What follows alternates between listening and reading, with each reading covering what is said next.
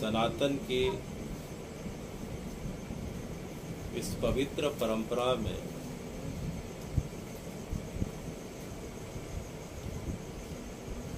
जिस प्रकार से पिछले माह का जो सनातन का नया वर्ष था, जिसमें चैत्र मास की शुक्ल पक्ष की नवमी को हे भगवान आप राम जी के रूप में इस धरा पे अवतार ग्रहण करके आपने संपूर्ण जगत को अपने नाम से प्रेम से सरोबार किया था, उसी प्रकार से हे भगवान चैत के बाद जो मास आता है हम उसे वैशाख कहते हैं। तो वैशाख मास की अभी शुक्ल पक्ष जो चल रही है उसमें जो कल का दिन था, जो नवमी थी, आज दसवीं है, कल एकादशी का दिन होगा।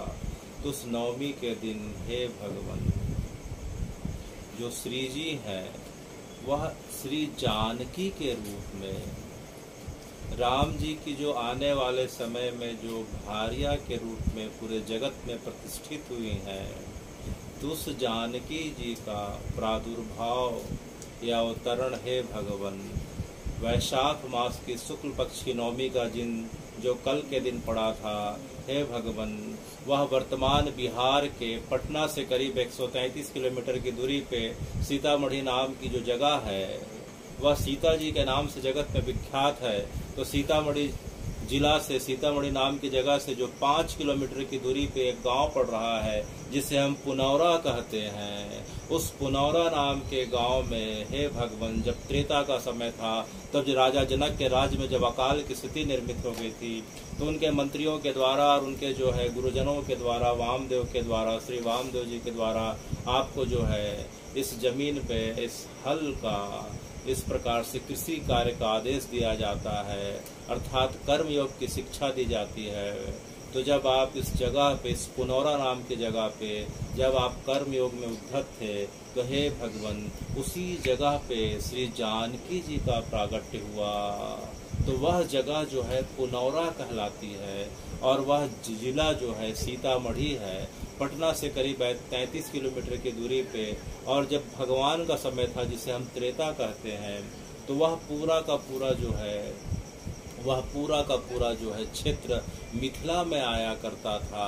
मिथिला का विस्तार जो है वहाँ से लेके नेपाल तक और जो है और आगे हम देखें तो कुछ हिस्सा तिब्बत का आता है, कुछ हिस्सा बर्मा का आता है।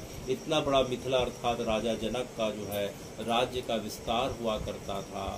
तो सीता जी का जो प्रागट्य स्थल है उसे हम जो है सीतामढ़ी जिला और पुनौरा के नाम से जानते हैं।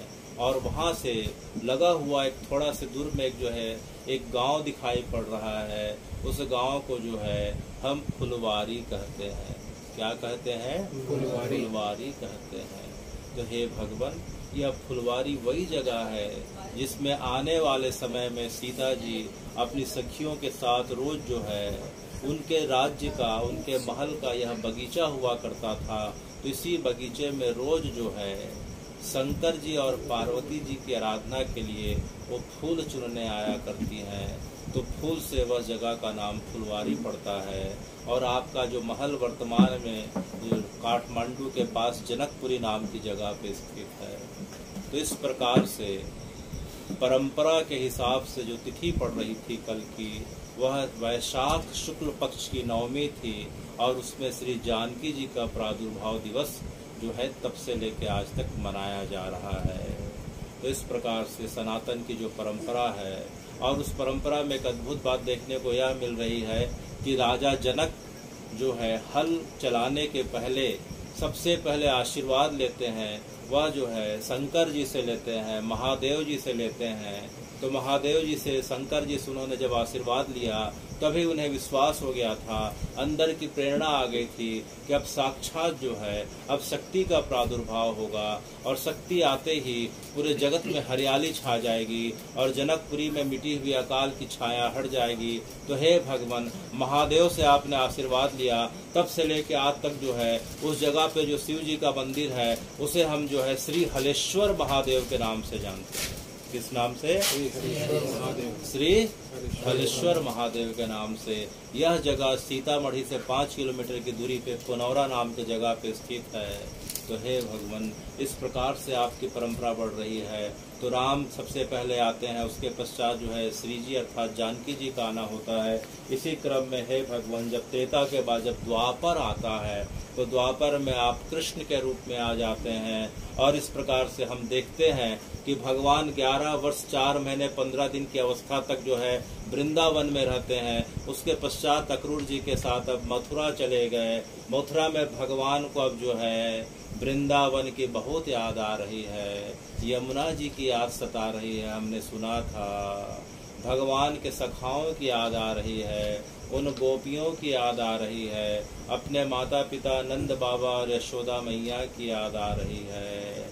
महल उन्हें अब रुचिकर नहीं लग रहा है, उन्हें जो है सिर में धारण किया हुआ मुकुट अच्छा नहीं लग रहा है, सोने के रथ इस प्रकार से अच्छे नहीं लग रहे हैं। इस प्रकार से मथुरा जो है धीरे धीरे भगवान के लिए अब विरह का कारण बन रही है। एक दिन भगवान ने अपने प्रिय सखा और जो है अपने जो है सबसे जो है जो बुद्धिमान है भगवान के सखा हैं और भगवान के एक रिश्ते में भाई लगते हैं, उद्धव जी को भगवान ने कहा, जिसके बारे में अभी तक हमने सुना था कि हे उद्धव तुम वृंदावन चले जाना। कहाँ चले जाना? वृंदावन चले जाना। गच्छ उद्धव ब्रजम सौम्यम पितृणामाहवा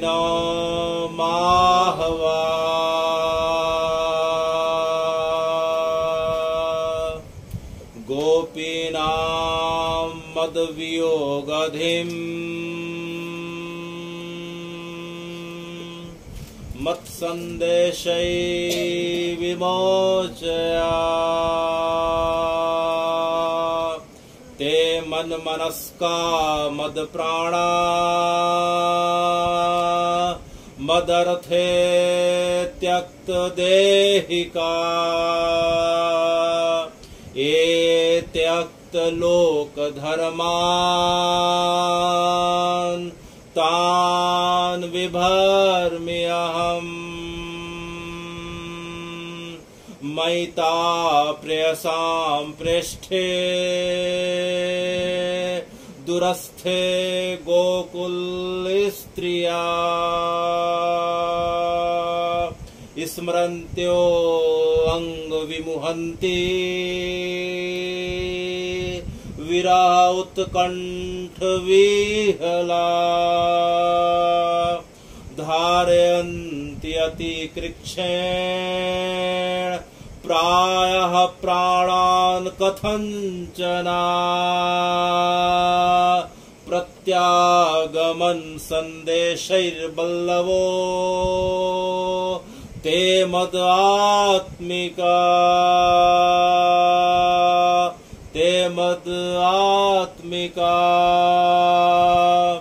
तो भगवान ने उद्धव जी का जो है एकांत में उद्धव जी के हाथ को अपने हाथ पे रख के अपने हृदय से लगा के कहा कि हे उद्धव जी, मुझे ब्रज की बहुत याद आ रही है। मुझे ब्रज में अपने सखाओं के साथ, उन गोप गोपियों के साथ, अपनी जो है अनेक प्रकार की जो गौ माता थी, सुरभि थी, यमुना थी, गंगा थी, गोमती थी, कावेरी थी, उन गौ माताओं के साथ बिताया गया एक एक क्षण। उनके साथ किस प्रकार से मैं गिरिराज जी की तलहटी पे गौचारण लीला करने जाया करता था, किस प्रकार से जो है मैं उनके पीछे इस प्रकार से दौड़ा करता था, किस प्रकार से गौ माता की सेवा किया करता था, किस प्रकार से यमुना जी के जल में मैं केली क्रिया करता था। वहाँ यमुना जी के बगल में है उद्धव जी मुझे कदम्ब का पेड़ दिखाई पड़ रहा है, वह बंसी वट दिखाई पड़ रहा है। हे उद्धव जी, मैं उस बंसी वट को कैसे भूल सकता हूँ, उस कदम के वृक्ष को कैसे भी भूल सकता हूँ कि जिनकी एक एक लता पताकाओं में मैंने इस प्रकार से स्पर्श करके आलिंगन करके अपना बचपना बिताया है। यमुना जी के पुलीन रेती को इस प्रकार से मैंने माथे पे रख के आज तक धारण किया हुआ है। उद्धव को समझ समझ में नहीं आया। हे भगवान, आप किस प्रकार की बातें कर रहे हैं? क्या कोई नदी की रेती को अपने माथे पे धारण कर सकता है क्या? तो भगवान ने अपने सिर के बालों को स्पर्श करके खोल के दिखाया, तो भगवान के सिर के बालों में असंख्य असंख्य यमुना जी के इस प्रकार से रेत के कण विद्यमान थे। उद्धव जी को समझ में नहीं आ रहा कि भगवान किस प्रकार की अवस्था पे एक एक दिन बिता रहे हैं। भगवान रोते जा रहे हैं और उद्धव को बार बार बोल रहे हैं कि उद्धव, तुम एक बार ब्रज जाके उन मेरे माता पिता को, मेरे वृद्ध माता पिता को, उन गोप गोपियों को, मेरी गौ माता को, उन सखाओं को, उस जो है कदम के पेड़ को, यमुना जी के किनारे जितने कोयल हैं, मयूर हैं, शुक हैं, इस प्रकार से अनेकों अनेक पक्षियां हैं, उन्हें जाके मेरा संदेश दे देना। क्योंकि मैंने आते समय कहा था कि अहम श्वः गमिष्यामि, अहम श्वः आगमिष्यामि, कि मैं आज जा रहा हूँ लेकिन मैं परसों आ जाऊंगा।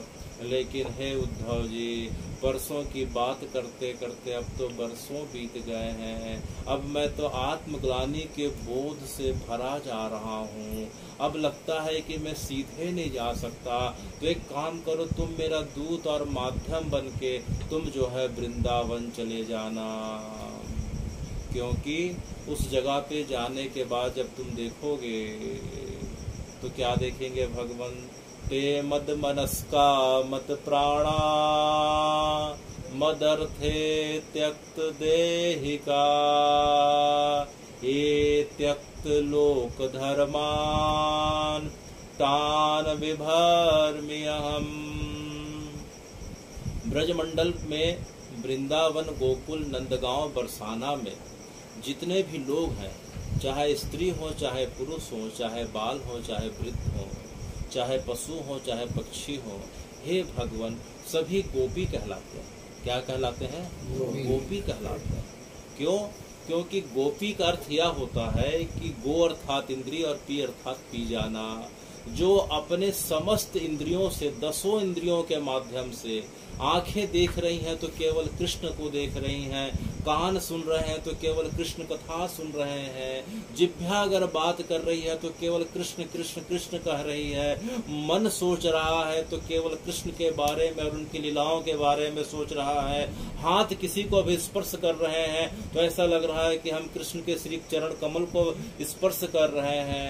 तो इस प्रकार से जो व्यक्ति, चाहे स्त्री हो, चाहे पुरुष हो, चाहे बाल हो, चाहे वृद्ध हो, चाहे पशु पक्षी, वृक्ष, लता पताका, जड़ जंगम कुछ भी हो, हे भगवान, अगर वह किसी भी प्रकार से केवल और केवल कृष्ण को याद करता हो और कृष्ण की लीलाओं को याद करते करते उसका जीवन व्यतीत हो रहा है, तो वह व्यक्ति जो है भगवान की नजर में गोपी कहलाता है। क्या कहलाता है? गोपी। गोपी। तो गोपी कोई जो है स्त्री पुरुष का सूचक नहीं है। गो अर्थात सभी इंद्रियों के माध्यम से, आंख, नाक, कान, इस प्रकार से त्वचा हो गई, एक एक अंग प्रत्यंग के माध्यम से जिसके हृदय में केवल जो है कृष्ण कृष्ण बस जाते हो और कृष्ण को याद करते जिसका जीवन व्यतीत होता हो, वह हे भगवान गोपी कहलाता है।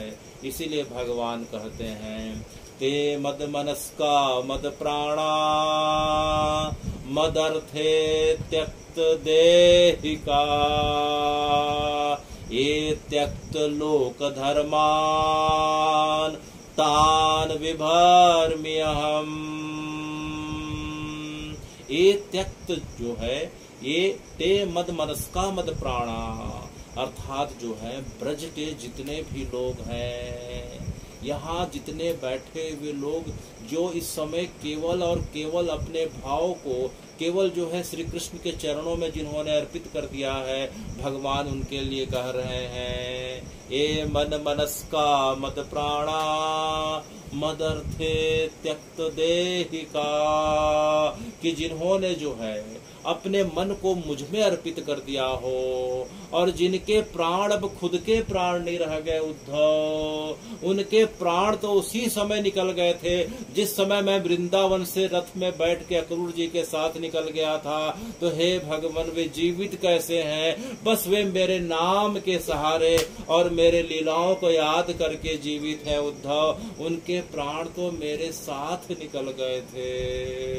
ते मन मनस्का मद प्राणा, मेरे चरणों में जिन्होंने अपने प्राणों को अर्पित कर दिया है, और जिनके मन जो है सिर्फ मेरे चरण कमल में लग गए हैं, अब वे उनके मन ना होके अब जो है उनके हृदय में केवल रोम रोम में केवल कृष्ण कृष्ण इस प्रकार से बह रहा है। तो फिर उसके लिए क्या है? ए त्यक्त लोक धर्मान तान विभर्म्यहम्, जिन्होंने मेरे नाम को और लीलाओं को याद करते करते संसार में रहते रहते अपने समस्त क्रियाओं को मुझ में अर्पित कर दिया है। ये त्यक्त लोक धर्मान, अर्थात हे कृष्ण, मुझे सुख मिले तो अच्छा, दुख मिले तो और अच्छा, यश हो चाहे जो है मान मिले चाहे अपमान मिले, चाहे लाभ हो चाहे हानि हो, चाहे जीवन मिले चाहे मृत्यु मिले, चाहे स्वास्थ्य मिले या रोग मिले, हे भगवान यह सब कुछ आपको अर्पित है। इस प्रकार से जो व्यक्ति ये त्यक्त लोक धर्मान, जिन्होंने अपने जीवन के सभी क्रियाओं को यश अपयश मान अपमान लाभ हानि जीवन मृत्यु सब कुछ मेरे चरणों में अर्पित कर दिया है, तो हे उद्धव अब मेरा जो है कर्तव्य बन रहा है। तो हे भगवान कैसा कर्तव्य बन रहा है? तान विभर्म्यहम्, मैं उन सब भक्तों का, प्रत्येक भक्त जो त्रेता में हो, द्वापर में हो, कलयुग में हो, अभी हो, आने वाले समय में जो भी भक्त इस प्रकार से जो अपने आचरण को प्रदर्शित करेंगे उद्धव, तो उनके जीवन की जिम्मेदारी मेरी हो जाती है। तान विभर्म्यहम्, विभर्म्य अर्थात मैं पालन पोषण जो है अब मुझे ही करने की जिम्मेदारी हो जाती है। इसीलिए हे प्यारे उद्धव, अब तुम वृंदावन चले जाना। कहाँ चले जाना? वृंदावन चले जाना। तो उद्धव जी भगवान के इस प्रकार से बातों को सुन के हमने पिछले पूर्व की 2 कथाओं में विस्तार के साथ सुना था कि उद्धव बार बार भगवान को समझाने का भी प्रयास कर रहे हैं कि हे भगवान, आप तो मथुरा के राजकुमार हैं, आपको बार बार इस प्रकार से भावना में इस प्रकार सी बातें कहना शोभा नहीं देती, लोग देखेंगे तो आपके लिए क्या कहेंगे। तो फिर भगवान ने उद्धव जी का हाथ पकड़ के पुनः कहा,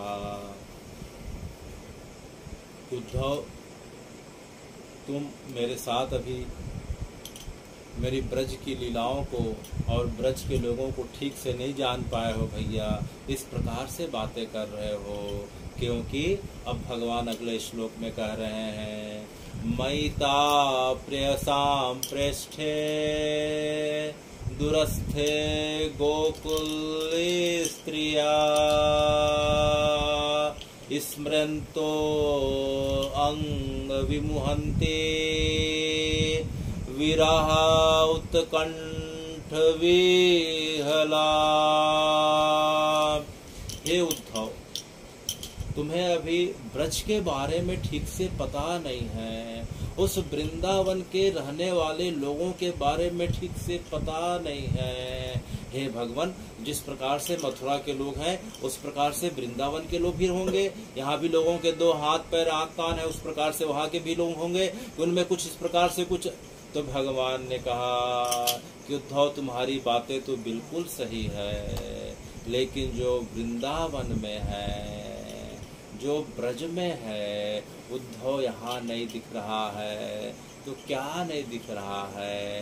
तो भगवान ने कहा, मयिता प्रेयसाम प्रेष्ठे दुरस्थे गोकुले स्त्रिया,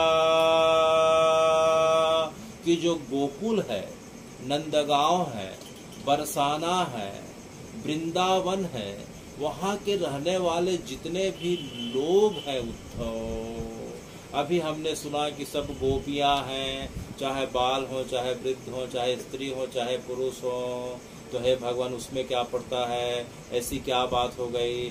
तो भगवान ने कहा मयि ता प्रियसाम पृष्ठे, मयि माने मुझको, मुझ में, प्रियसाम पृष्ठे माने कि उनके जीवन में जो सबसे प्रिय है, किसी को माता प्रिय है, किसी को पिता प्रिय है, किसी के लिए पति प्रिय है, किसी के लिए बच्चे प्रिय हैं, सबके लिए अलग अलग कोई प्रिय हो सकता है। लेकिन जो ब्रज की बात ऐसी है उद्धव कि उन्होंने जो है मुझे अर्थात कृष्ण को सबसे प्रियों में, सबसे श्रेष्ठों में श्रेष्ठ अर्थात जो है जितने प्रिय जनों में सबसे प्रिय माना है, तो मुझे ही माना है। और जो इतने दूर में रहने वाले, जिन्होंने कुछ शिक्षा ग्रहण नहीं करी, जो एक प्रकार से अनपढ़ हैं, जिन्हें हम गंवार अशिक्षित भी कहते हैं, उन्होंने बस एक काम कर दिया उद्धव कि उन्होंने संसार के लोक नातों का भले निर्वहन करते हुए उन्होंने एक दूसरे के संबंधों का ख्याल रखा, लेकिन सबसे बड़ा संबंध मुझसे रखा है। वे सभी प्रियों में, सभी श्रेष्ठों में श्रेष्ठ अर्थात वो कृष्ण को मानते हैं। और फिर क्या करते हैं, स्मरन्तो अंग विमुहन्ति विरह उत्कंठ विहला, स्मरन्तो अंग विमुहन्ति विरह उत्कंठ विहला। हे उद्धव जी, जब भी उन्हें मेरी याद आ जाती है, और एक बात आपको समझा दूं उद्धव जी, उनके हृदय से मेरी याद जो है 24 घंटे में कभी एक क्षण के लिए मिटी नहीं। तो हे भगवान, वे किस प्रकार से आपको याद करते हैं। तो भगवान ने जो है भरे गले से कहा स्मरन्तो अंग विमुहन्ति। स्मरन्तो माने जब वे मुझे स्मरण करते हैं, अंग माने प्रिय, अंग माने प्रिय। हे प्रिय उद्धव, जब भी उन गोप गोपिकाओं को जब भी मेरी याद आती है, तो हे भगवान क्या होता है, स्मरन्तो अंग विमुहन्ति विरह उत्कंठ विहला, कि मेरी याद आते आते हे भगवान, हे उद्धव जी, धीरे धीरे विमुहन्ति, धीरे धीरे जैसे जैसे मेरी लीला कथा, मेरे नाम को जैसे जैसे एक गोपी के द्वारा, एक गोप के द्वारा जैसे जैसे लिया जाता है, वहाँ जितने भी झुंड बना के चारों तरफ से उन्हें जो घेर के खड़े रहते हैं, उनके बीच में कोई अगर मेरी लीलाओं को याद करने लग जाता है कि भगवान आपकी गिरिराज धरण की लीला और आपकी कालिया नाग की धीरा, आपने किस प्रकार से पूतना का उद्धार, आपने किस प्रकार से प्रलंबासुर, धेनुकासुर, अरिष्टाव्रत, तृणाव्रत, इस प्रकार से अनेकों अनेक लीला करी थी, तो किसी जैसे ही एक लीला के बारे में कोई एक व्यक्ति, चाहे गोप, चाहे स्त्री हो, चाहे पुरुष हो, चाहे वृद्ध हो, चाहे बालक हो, अगर एक व्यक्ति जैसे ही मेरा लीला को याद करता है, तो उसके चारों तरफ जो है हजारों की संख्या में पूरे ब्रजवासी वृंदावन के लोग चारों तरफ गोला बना के खड़े हो जाते हैं, और जैसे जैसे मेरी लीलाओं के बारे में उसकी चर्चा आगे बढ़ती जाती है, तो वहाँ जितने लोग हैं उद्धव जी, उसमें धीरे धीरे मेरी लीला का जैसे विस्तार होता है, उनकी सांसें तेज होने लग जाती है, सांसें धौंकनी के समान चलने लग जाती है, आंखों से अश्रुओं की लगातार धारा बहने लग जाती है, उनके रोम रोम खड़े होने लग जाते हैं, उन्हें जो है देश काल परिस्थिति का पता नहीं चलता कि वे कहाँ हैं, किस जगह पे हैं। मानो उन्हें ऐसा लगने लगता है कि जो है सामने कृष्ण खड़ा है, हमारा कन्हैया खड़ा है, और चारों तरफ उनके सखा के रूप में उनकी लीलाओं को देख रहे हैं। तो विमुहन्ति अर्थात अपनी स्मरण शक्ति, अपनी चेतना को जो है उनकी देखते देखते विलुप्त हो रही है, और वे अपने आप को कृष्ण के साथ इतना सायुज्य कर लेते हैं कि उनमें और कृष्ण में कोई अंतर नहीं रहता। इस प्रकार से जो है हे उद्धव जी, विमुहंती विरह उत्कंठ विहला, इस प्रकार से अपनी चेतना को धीरे धीरे मुझ में इस प्रकार से समाहित करते करते उनके अंदर धीरे धीरे विरह की अग्नि इस प्रकार से तीव्र होने लगती है। तीव्र इस प्रकार से होती है कि मानो कोई बांस का जंगल हो और गर्मी का समय हो और एक बांस में आग लग गई हो तो देखते देखते पूरे जंगल में इस प्रकार से तेज अग्नि फैल जाती है और चारों तरफ केवल चट चट की आवाज आती है। उसी प्रकार से हे उद्धव जी, मेरी कथा और लीला का गान और श्रवण करते हुए जितने ब्रजवासी हैं उनके अंदर जो है विरह उत्कंठ विहला, अत्यंत विरह के कारण उनका हृदय विहल होने लगता है। देखते देखते कोई जमीन में गिर रहा, कोई इस प्रकार से यमुना जी के रेती में लोटपोट हो रहा, कोई पेड़ को पकड़ के जो है अपने माथे को फोड़ने लग जाता है, अपने जो है अश्रुओं की धारा से इस प्रकार से वृंदावन की धरती को कोई पूरा का पूरा इस प्रकार से भरने लग जाता है। उनकी चेतन अवस्था इस प्रकार से बिगड़ने लग जाती है। विरह उत्कंठ विहला, हा कृष्ण हा गोविंद हा माधव करते करते हे उद्धव जी, एक एक जो है ब्रजवासी हैं, चाहे गोप हो, स्त्री हो, चाहे पुरुष हो, विरह उत्कंठ विहला, अत्यंत विरह की अग्नि के कारण उनका हृदय विहल होने लग जाता है और जो है केवल पूरे ब्रज में, पूरे वृंदावन में केवल अश्रुओं की धारा बहने लग जाती है। उन धाराओं को मैं इस मथुरा में रोज अनुभव कर रहा हूँ उद्धव जी। अब आप देरी मत करना, अब आप तो जो है सीधे वृंदावन की ओर अब प्रस्थान करो। तो उद्धव जी ने आखिरी प्रश्न किया, हे भगवान, अगर मैं आज के बदले कुछ दिन बाद चले जाऊं, अभी वैशाख का महीना है, मैं जेठ में चले जाऊं तो कैसा होगा? जेठ के बदले अगर सावन में चले जाऊं, आषाढ़ भादो में चले जाऊं तो कैसा होगा? तो भगवान ने जो है अब उद्धव जी के हाथ को पकड़ के भगवान घुटने के बल बैठ जाते हैं और भगवान उद्धव जी को कहते हैं कि उद्धव जी, अब इसके बाद अब आगे की बात अब बिल्कुल मत करना, एक शब्द नहीं बोलना। क्यों भगवान, ऐसी क्या बात है? तो भगवान कहते हैं, धारयन्ति अतिकृक्षे प्रायः प्राणान् कथंचन, धारयन्ति अतिकृक्षेण प्रायः प्राणान् कथंचन, प्रत्यागमन संदेशैर्बल्लवो ते मदात्मिका। हे उद्धव जी, अब इसके बाद आप तो जो है अब न आपके पास कुछ बच रहा, न मेरे पास कुछ बताने को बच रहा। अगर आप यहाँ से अब जो है तत्काल इसी क्षण अगर वृंदावन की ओर अगर आपने प्रस्थान अगर नहीं किया तो फिर क्या होगा भगवान? तो भगवान कहते हैं, दो चीज होगी हे उद्धव जी, दो चीज हो सकती है। क्या हो सकती है? वहाँ जो मेरे मित्र हैं, मेरे सखा हैं, जो मेरे गोप हैं, मेरे माता पिता नंद बाबा यशोदा मैया हैं, मेरी जितनी गैया हैं, जितनी गोपियां हैं, सब जो हैं इस इंतजार पे बैठी हैं कि मैं अब आने वाला हूँ और मैं इस जगह से देख रहा हूँ कि अब जो है उनकी प्रतीक्षा की घड़ी लगभग समाप्त हो चुकी है। अगर मैं खुद नहीं गया या आप नहीं गए उद्धव जी तो मान के चलना कल शाम का सूर्यास्त या कल रात की रात्रि वे नहीं देख पाएंगी। क्यों भगवान? तो भगवान ने कहा, धारयन्ति अतिकृक्षेण प्रायः प्राणान् कथंचन।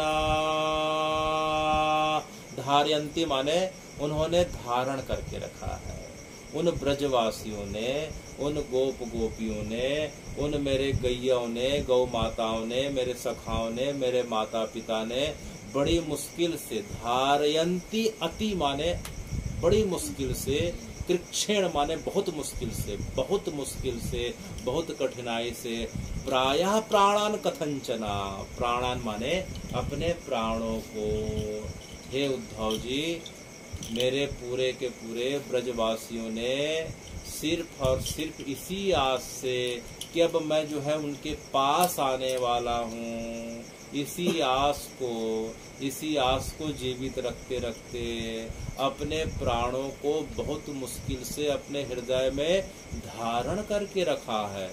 धारयन्ति अति कृच्छेण प्रायः प्राणान कथंचना।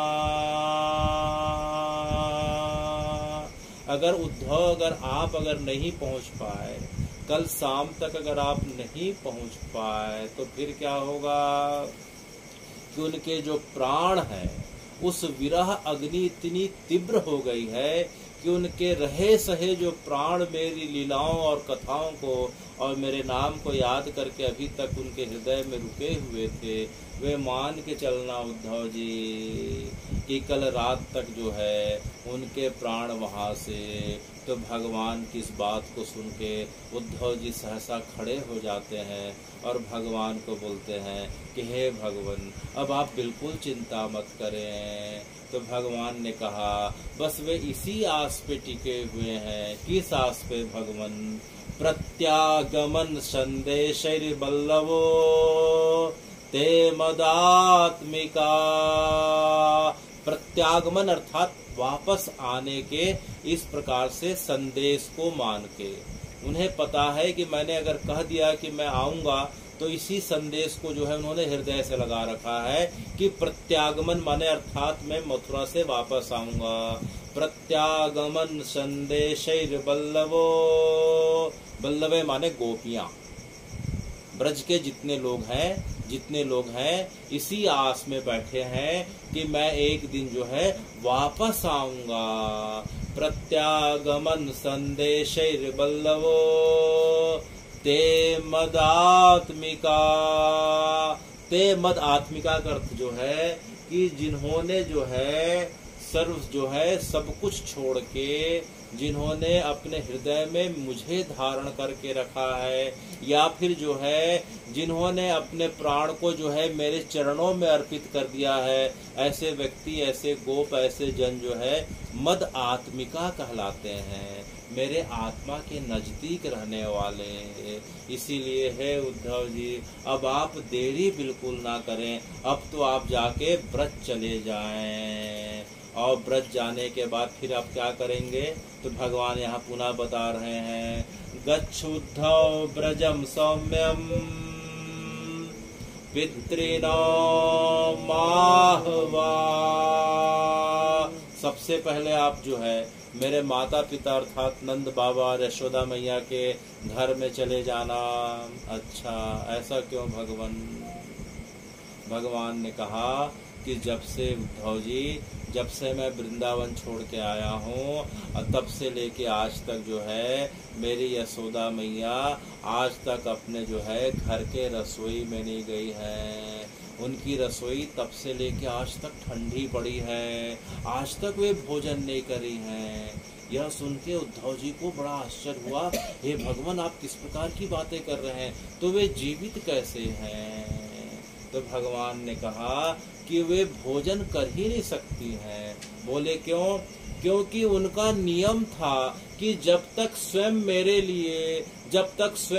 लिए रोटी और माखन और रोटी और खीर जो मुझे प्रिय होता था उद्धव, जब तक मुझे नहीं खिलाती थी, और मुझे खाने के बाद मुझे पता रहता था उद्धव कि मैया जो है मेरा छोड़ा हुआ ही खाएंगी, तो मैं जानबूझ के आधा खाने के बाद इधर उधर भाग जाया करता था।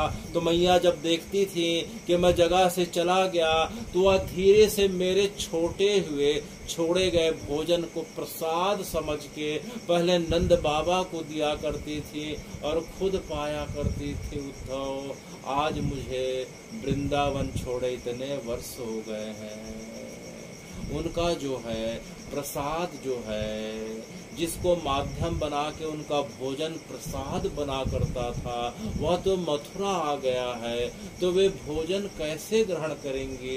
उनके लिए भोजन का कोई मायने नहीं रखता, वे तो प्रसाद ग्रहण किया करती थी। तो हे उद्धव जी, अब मैं नहीं हूँ, मैं तो वृंदावन में नहीं रहा, तो उनकी रसोई ठंडी हो गई।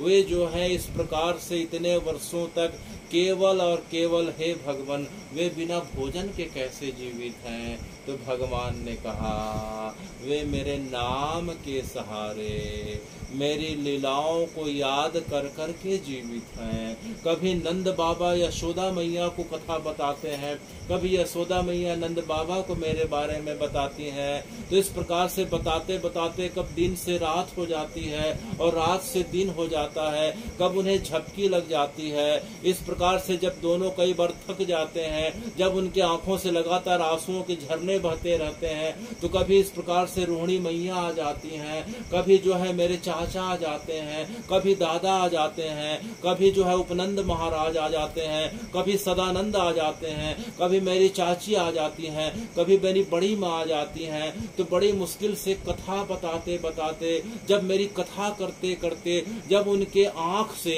इस प्रकार से अश्रुओं की धारा बहते रहती है और अचानक जो है आश्चर्य से उनका मुंह खुल जाता है कि मेरा कृष्ण इतना 6 साल का, मेरा कृष्ण 8 साल का, क्या वो गिरिराज को कैसे धारण किया? वह पुतना इतनी बड़ी थी, उसका उद्धार कैसे किया? तो उनकी कई बार आश्चर्य से मुंह खुल जाती थी उद्धव जी। तो अचानक मेरी चाची, अचानक मेरी बड़ी माँ इसी चीज का इंतजार करते रहती थी। और जैसे मेरी यशोदा मैया की और नंद बाबा का मुंह खुलता था आश्चर्य के साथ मेरी लीलाओं को याद करते करते, तो अचानक उनके मुंह में जो है कभी यमुना जी का जल, कभी जो है गौ माता का थोड़ा दूध, कभी जो है एकाध जो है रोटी का टुकड़ा डाल दिया करती थी। उसी के सहारे तब से लेके आज तक उनका जीवन चल रहा है। उन्हें जब बाद में पता चलता था कि रोहिणी ने, उपनंद महाराज ने, मेरी चाची ने इस प्रकार से गोप सखाओं के द्वारा उनके मुंह में कभी इस प्रकार से डाल दिया जाता था, तो वे जो है उसी चीज को प्रसाद समझ के कि हा कृष्ण ऐसा याद करते करते इस प्रकार से उनका जीवन व्यतीत हो रहा। तो सबसे पहले तुम नंद बाबा और यशोदा मैया के घर चले जाना और उन्हें जो है तरह तरह के उपदेशों के माध्यम से समझाना, क्योंकि मेरे माता पिता वृद्ध हो चुके हैं। काफी वृद्धावस्था पे मेरा जो है उनके घर आना हुआ था। अब मेरे पिता को ठीक से दिखाई नहीं पड़ता है उद्धव जी, मेरी मैया को ठीक से दिखाई नहीं पड़ता है, उनकी कमर अब झुक गई है, उनकी दृष्टि अब धीरे धीरे कमजोर होते जा रही है, उनके कानों में अब ठीक से सुनाई नहीं दे रहा। तो एक काम करना, तुम उनके कानों के पास जाके थोड़ा जोर जोर से बताना, और जोर जोर से का मतलब ये है कि कृष्ण कृष्ण का नाम लेके सुनाना। अगर भैया तुम दूर बैठ के सुनाओगे तो हो सकता है तुम्हारी बात को ठीक से समझ ना पाए, तुम्हें ठीक से पहचान ना पाए। तो हे भगवान, सबसे पहले तुम मेरे माता पिता के घर चले जाना, उसके पश्चात उन्हें सांत्वना देने के पश्चात तुम क्या करना कि जितने ब्रजवासी हैं, जिन्हें हम गोपियों के नाम से जानते हैं, उन्हें जाके यह मेरा संदेश दे देना। गोपीनां मद वियोगधिं मत संदेशै विमोचया। जो ब्रज के जितने जन हैं, जितने लोग हैं, जिन्हें हम गोपी के नाम से पुकार रहे हैं, हे उद्धव जी, उन गोपियों की दिनचर्या तो जो है सवेरे से लेकर रात तक केवल मुझे याद करते हुए इस प्रकार से बीतती थी। बरसाने की जो है सांकरी गली के बारे में हमने सुना था कि बरसाने से सांकरी गली से जब गोपियां अपने सिर में मटकी लेके जब मथुरा जाया करती थी, दूध की मटकी, मक्खन की, घी की, तो उनका एक ही उद्देश्य रहता था, एक ही उद्देश्य यह रहता था कि हे भगवान, कि कब मैं ऊपर से गुलेल से उनके मटकियों को तोड़ूंगा। तो जैसे ही मैं मटकी तोड़ता था उद्धव जी, तो गोपियां मेरे पीछे दौड़ती थीं और मैं इस प्रकार से भागा करता था, तो गोपियां मुझे चारों तरफ से घेर लिया करती थीं। तो कई बार मैं उनके बीच पकड़ में आ जाया करता था।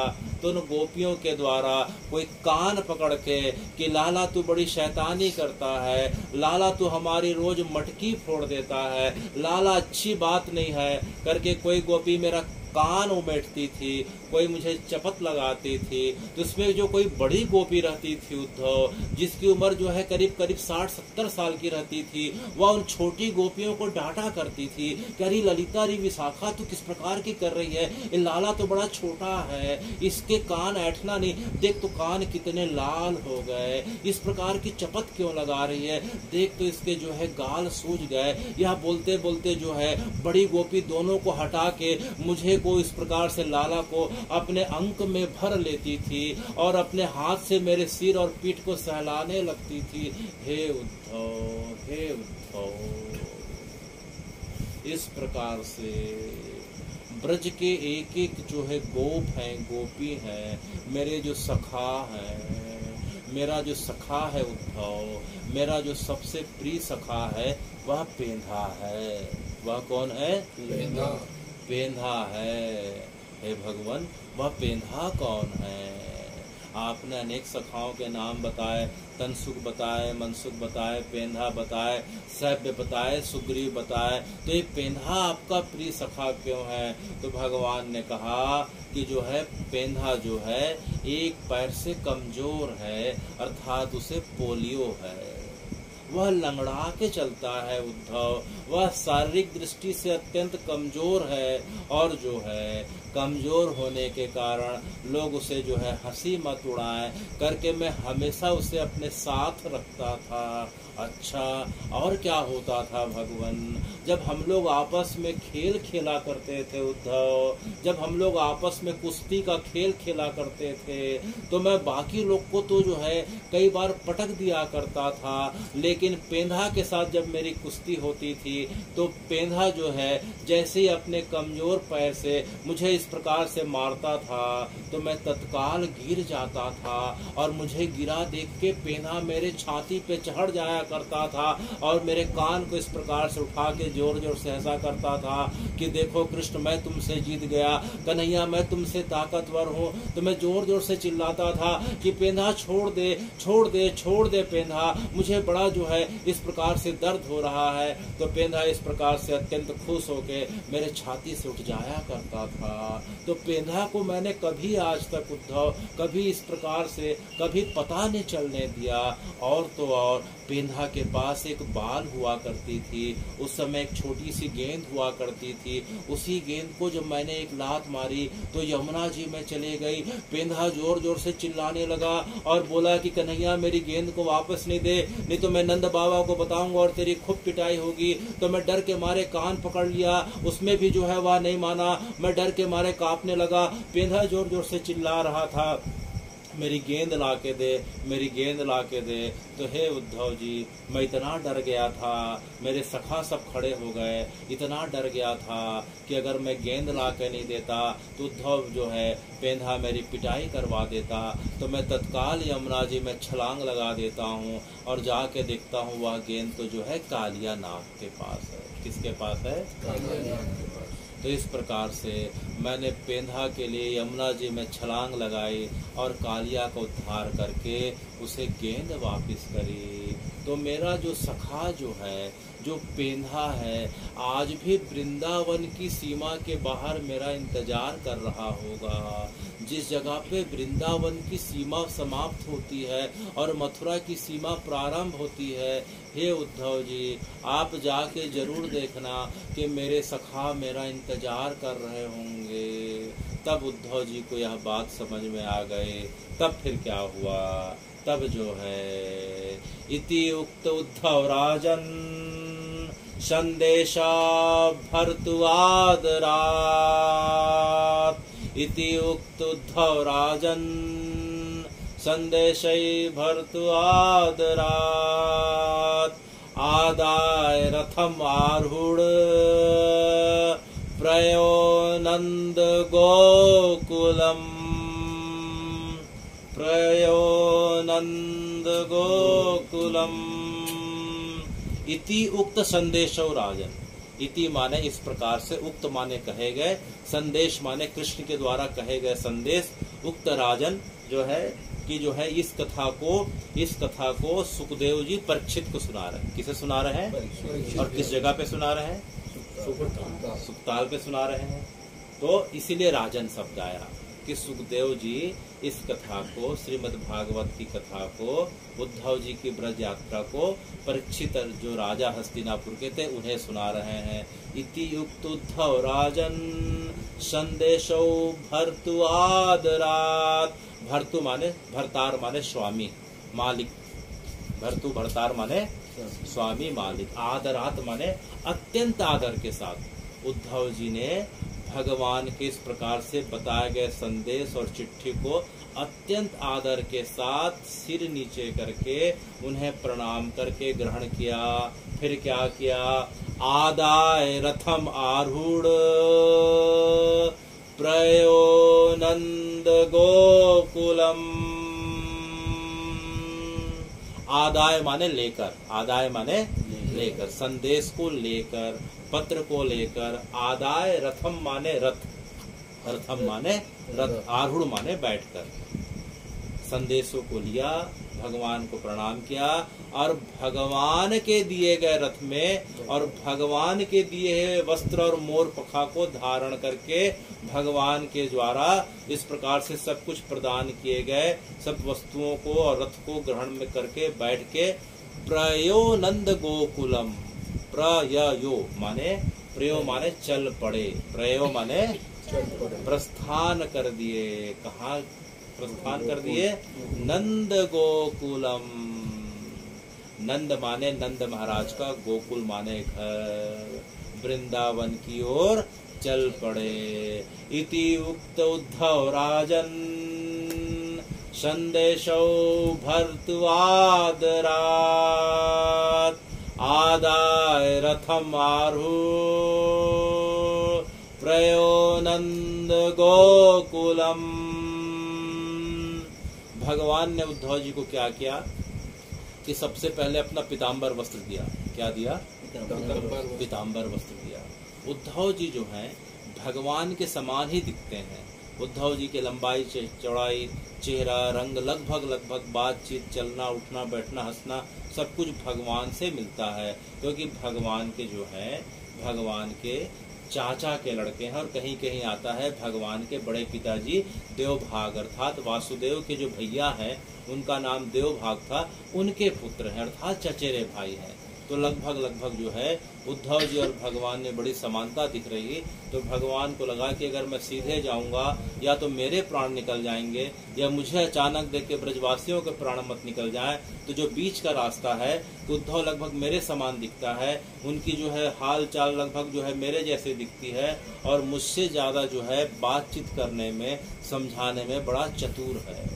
मैं अगर सीधे गया, सीधे सपाट बात किया और उनकी बात का ठीक से उत्तर नहीं दे पाया तो या तो वे अपने प्राण छोड़ देंगे या मुझे छोड़ना पड़ जाएगा विरह के कारण। तो उद्धव बड़े समझदार हैं, वो बातों को घुमा फिरा के कर लेने में और समझाने में बड़े समर्थ हैं। इसलिए भगवान ने बीच का रास्ता निकाला, उद्धव जी को अपना वस्त्र पहनाया, अपने हाथों से अपना मुकुट और मोर पंख दिया और जो है उद्धव जी को अपना रथ दिया, उद्धव जी को अपना रथ दिया। और रथ को लेके अब उद्धव जी अब ब्रजमंडल की ओर चल पड़े। तो जैसे ब्रज की सीमा को, जैसे वृंदावन की सीमा के पास उनका रथ पहुंचने वाला था, इधर भगवान के सखा रोड के किनारे बैठे हैं। भगवान के सखा वृंदावन की सीमा जहाँ खत्म हो रही और मथुरा की सीमा जहाँ चालू हो रही है वहाँ बैठे हैं। कोई पेड़ के ऊपर बैठ के सवेरे से लेके शाम तक मथुरा से आने वाले एक एक रथ को, एक एक घोड़ों को, एक एक चीजों को निहार रहा, दूर से निहार रहा। और जो है सवेरे से शाम हो जाता है भैया कि देखो देखो कृष्ण आ गए, कृष्ण आ गए। दूर से लगता था कृष्ण आ गए, पास से आए तो लगता था कि तो कृष्ण नहीं है। कोई जो है उनका सखा, कोई तनसुख ऊपर बैठा है पेड़ में, मनसुख जो है इस प्रकार से जमीन के ऊपर, रोड के ऊपर अपने जो है कानों को लगा के बैठा है कि दूर से रथ आती थी तो जमीन में कंपन होता था, तो भगवान के रथ के कंपन को पहचानता था मनसुखा। तो रोज जो है रथ में आने वाले कंपन को अनुभव करते करते आखिरी में शाम को सब हाथ मलते हुए और रोते हुए वापस चले जाते थे कि आज भी भगवान नहीं आए। तो इस प्रकार से उद्धव जी अब देखते देखते ब्रज की सीमा पे प्रवेश कर चुके हैं वृंदावन के, और उनके सखाओं से इस प्रकार से कल की कथा में मुलाकात होगी। लेकिन इधर क्या, लेकिन इधर क्या, हे भगवन, आपने उद्धव को इसलिए भेजा कि आपने उद्धव को ब्रजवासियों के विरह को शांत करने के लिए भेजा। लेकिन आपके हृदय में बार बार यह बात आ रही थी कि ब्रजवासियों के हृदय में इतना विरह आया तो आया कैसे। ब्रजवासियों के हृदय में इतना विरह, इतना कृष्ण प्रेम की अग्नि जो है, इतनी जो है कैसे करके जल गई। इतनी अग्नि की, विरह की अग्नि में लोग इतना दिन रात कैसे जलते रहे। तो भगवान ने जो है, हमने पिछले बार माधवी गोपी की कथा में सुना था कि उसी विरह जन्य जो है अवस्था का अनुभव करने के लिए हे भगवान कृष्ण के रूप में आप तो 5125 वर्ष पूर्व आए थे, लेकिन उस गोपियों के विरह को, उन भक्तों के विरह को आपने अनुभव करने के लिए आज से 550 वर्ष पूर्व जो है आपने चैतन्य महाप्रभु के रूप में अवतार ग्रहण किया। किस रूप में? श्री चैतन्य महाप्रभु के रूप में आपने पश्चिम बंगाल से, कलकत्ता से 70 किलोमीटर आगे जाएं तो नदिया जो है सप्तद्वीप पड़ता है, उस जगह पे आपका प्रागट्य हुआ। आप जीवन के 24 वर्ष के पश्चात जो है संन्यास लेने के पश्चात आप 6 वर्ष तक पूरे भारतवर्ष का भ्रमण करते हैं। जब आपकी अवस्था 30 वर्ष की हो जाती है तो हे महाप्रभु, अब आप जो हैं, अब अपनी व्यक्तिगत जो है द्वापर में आपने जिस चीज के लिए, आपने जिस चीज की उन गोपियों से कामना करी थी, भगवान का उन ब्रज के ब्रजवासियों से एक बार आखिरी जो भेंट हुई थी, वह भेंट हुई थी कुरुक्षेत्र के मैदान में। किस जगह पे? कुरुक्षेत्र के मैदान में। तो भगवान ने उन गोपियों से याचना करी थी कि मुझे भी इस विरह का अनुभव करना है। तो उन गोपियों ने भगवान को कह दिया कि आप द्वारकाधीश के रूप में हैं, आपको यह विरह का अनुभव नहीं हो सकता। तो भगवान ने कहा तो मुझे क्या करना होगा? तो उन्होंने कहा कि आपको एक जन्म और लेना पड़ेगा।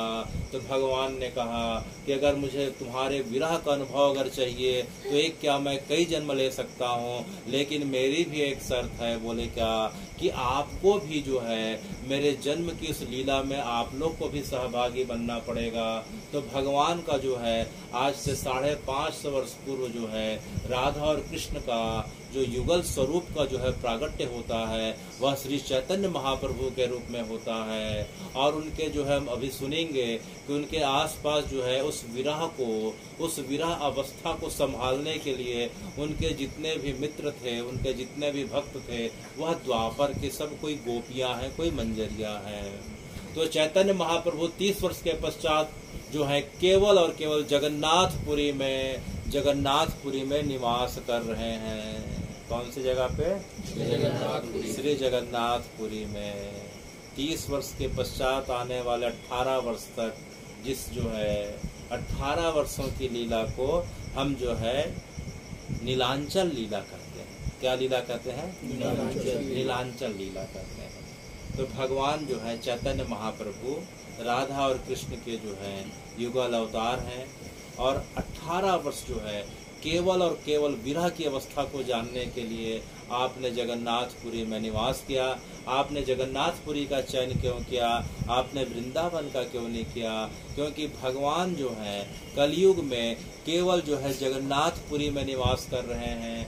भगवान का जो है सबसे ज्यादा प्रागट्य जो है, जिस प्रकार से सतयुग में भगवान बद्रीनाथ के रूप में विराजमान है, त्रेता में, सतयुग के बाद त्रेता आता है तो भगवान की ऊर्जा रामेश्वरम में है, द्वापर में भगवान की ऊर्जा द्वारकाधीश में है, द्वारिका में है, उसी प्रकार से कलयुग में हे कृष्ण आप जो है श्री जगन्नाथपुरी में विराजमान हैं। तो उस जो है कृष्ण के विरह को जानने के लिए गोपियों ने किस प्रकार से अपना जीवन व्यतीत किया, तो वही कृष्ण अब जो है श्री चैतन्य महाप्रभु के रूप में अब जगन्नाथपुरी आ गए हैं। उस समय जगन्नाथपुरी के राजा थे प्रताप रुद्र। कौन थे? प्रताप रुद्र। तो जिस समय चैतन्य महाप्रभु जगन्नाथपुरी में आए उस समय वहाँ के राजा थे प्रताप रुद्र। इस बार आपका दूसरे बार आना हो रहा है। इसके पहले जो है आप एक बार और जगन्नाथपुरी आए थे। तो जब आप पहले बार महाप्रभु जब जगन्नाथपुरी आए थे तो आप सार्वभौम भट्टाचार्य जी के निवास में रुके थे, और अब आप दूसरे बार जब जगन्नाथपुरी आते हैं तो हे भगवान अब आप जो है प्रताप रुद्र के जो है जो राज पुरोहित हैं, प्रताप रुद्र के जो राज पुरोहित हैं श्री केशव मिश्रा जी, उन्हें काशी मिश्रा जी भी कहते हैं। तो केशव मिश्रा जी को प्रताप रुद्र ने क्या किया था, जगन्नाथ जी का जो मंदिर है, मंदिर का जो स्वर्ग द्वार है, उससे हम थोड़ा सा 10 मिनट अगर पैदल चलते हैं तो वहाँ जो है एक बड़ा उन्हें जो है एक घर प्रदान किया था। उस घर के अंदर जो है एक बगीचा भी दिखाई पड़ रहा है। उसे जो है हम राधा कांत मठ के नाम से जानते हैं। किस नाम से? राधा कांत मठ से नाम से जानते हैं। तो उसी राधा कांत मठ को जो है प्रताप रुद्र ने अपने राज पुरोहित केशव मिश्रा, काशी मिश्रा को प्रदान किया था। जब प्रताप रुद्र को पता चला कि महाप्रभु की इच्छा श्री और सिर्फ जगन्नाथ जी में रहने की है, पुरी में रहने की है, तो उन्होंने काशी मिश्रा जी को कहा कि आप इनके रहने का प्रबंध करें। तो काशी मिश्रा जी जगन्नाथ महाप्रभु को इस प्रकार से जान गए थे कि वे साक्षात जो हैं राधा कृष्ण के अवतार हैं। तो उन्होंने अपना जो मठ था राधा कांत मठ को श्री महाप्रभु के चरणों में दे दिया कि महाप्रभु आप इस जगह पे बड़े आराम से रहिए, बड़े भाव के साथ जो है आप इस जगह पे रहिए। और जो है इस प्रकार से राधा कांत मठ को आपने जो है महाप्रभु को दे दिया। तो राधा कांत मठ के केवल और केवल एक छोटे से कमरे में महाप्रभु जी ने अपने जीवन का 18 वर्ष बिताया। वह कमरा इतना छोटा था कि जो है लंबाई उसकी अगर देखी जाए तो करीब करीब 3 फीट की और चौड़ाई 3 फीट की और ऊंचाई 6 फीट की अत्यंत छोटे से कमरे में महाप्रभु ने 18 वर्ष व्यतीत किया। और 18 वर्ष में जो आखिरी के 6 वर्ष थे वे उस समय महाप्रभु जो है कमरे से बाहर नहीं निकलते हैं, लोगों से बातचीत नहीं करते हैं, और उनका पूरा का पूरा जो है वह समय केवल और केवल जो है कृष्ण को याद करते उस विरह को जो है प्राप्त करने में बीता। तो हे भगवान जिस कमरे में महाप्रभु अपने जीवन के 18 वर्ष के जो 6 वर्ष जो सबसे महत्वपूर्ण बिताया, तो वह कमरा राधा कांत मठ का गंभीरा कहलाता है। क्या कहलाता है? गंभीरा, श्री गंभीरा कहलाता है। तो हे भगवान यह राधा कांत मठ का नाम इस प्रकार से क्यों पड़ा, इसे हम राधा कांत मठ क्यों कहते हैं? तो उसकी कथा इस प्रकार से है कि जो है प्रताप रुद्र के पिता उड़ीसा के जो राजा थे, प्रताप रुद्र के पिता जो थे वो श्री पुरुषोत्तम देव महाराज थे।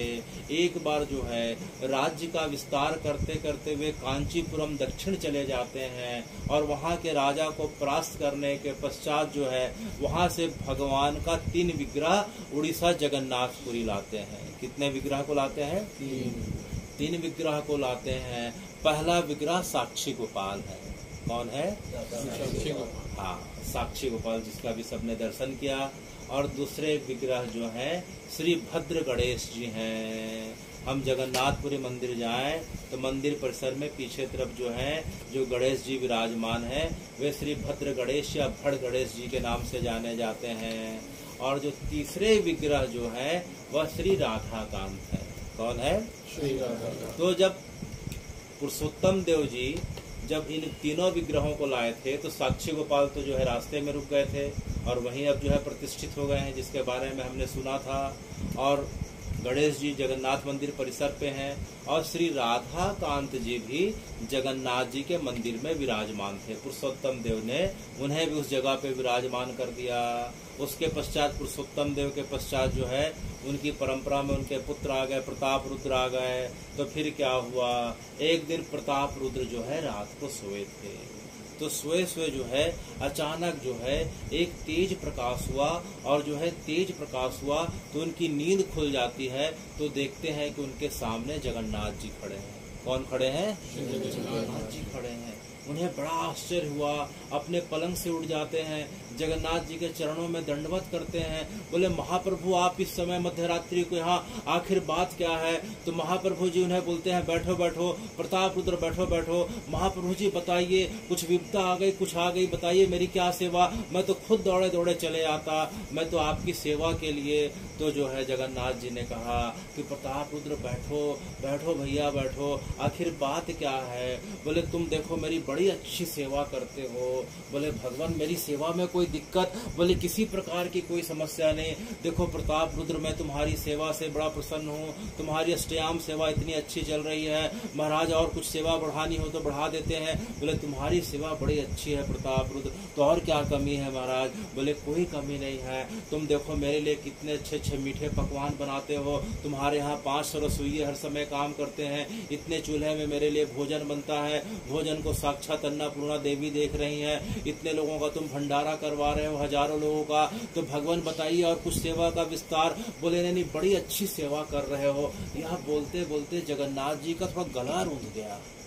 जगन्नाथ जी का गला रूंध गया। प्रताप रुद्र ने देखा कि जगन्नाथ जी की आवाज क्यों भारी हो गई। बोले प्रभु जो है भगवान के चरणों को पकड़ लिए। बोले भगवान लगता है मेरी सेवा में कुछ गलती हो रही है, कुछ मुझे इस प्रकार का। बोले नहीं नहीं देखो तुम्हारी सेवा बड़ी अच्छी है, तुमने जो है प्रत्येक प्रहर के हिसाब से मेरी क्या सेवा रखी है प्रताप रुद्र। देखो तो सवेरे जो है मेरे लिए मीठा में यह रहता है, खारा में यह रहता है, भोजन में यह रहता है, दोपहर को रात को ऐसा शयन आते में ऐसा। मैं तुम्हारी सेवा से बड़ा प्रसन्न हूँ। तुमने मेरे लिए कितने प्रकार के मिष्ठानों का, तो भगवान और कुछ मिष्ठान की व्यवस्था करनी है और कुछ खारा मीठे की व्यवस्था करनी है। तो भगवान का गला और भरने लगा।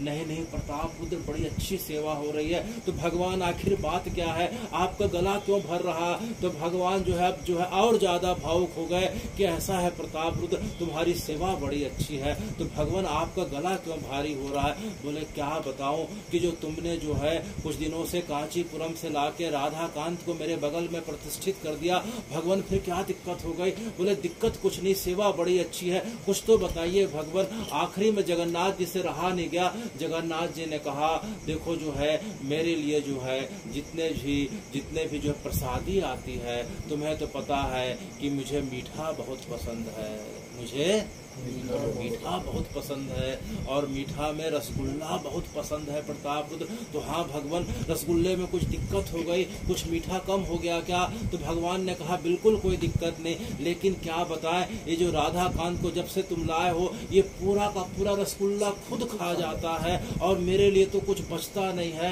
रसगुल्ला के बाद मेरी नजर दूसरे पे जाती है कि कुछ पेड़ा बचा होगा, कुछ ये बचा होगा, तो मेरी नजर दूसरे पे पड़ी। उसके पहले राधाकांत महाशय तो पूरा का पूरा खा जाते हैं। तो भैया मैं कई दिनों से भूखा हूँ, मुझे जो है मिठाई नहीं मिल पा रही है। अरे ये किस प्रकार की बातें कर रहे हैं भगवान? जो है महाप्रभु जो है आप भी वही, राधाकांत भी वही। तो भगवान ने कहा नहीं नहीं ऐसा भूल बिल्कुल नहीं करना, मैं अलग हूँ, राधाकांत अलग है, आप किस प्रकार की बातें कर रहे हैं? देखो भैया जो जगन्नाथ जी हैं वे द्वारकाधीश है, वे कौन है?